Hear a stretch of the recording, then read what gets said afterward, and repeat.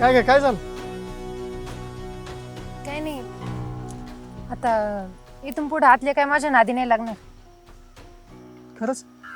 हो, बोलणार पण नाही आणि जवळ पण येणार नाही. तसं असेल ना त्याच्यासाठीच बरं आहे ते.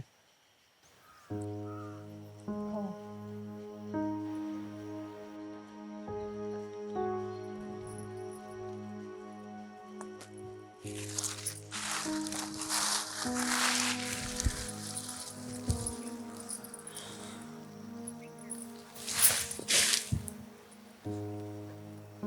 हे बरं आहे की राहू दे ते. बघू उद्या बिद्या.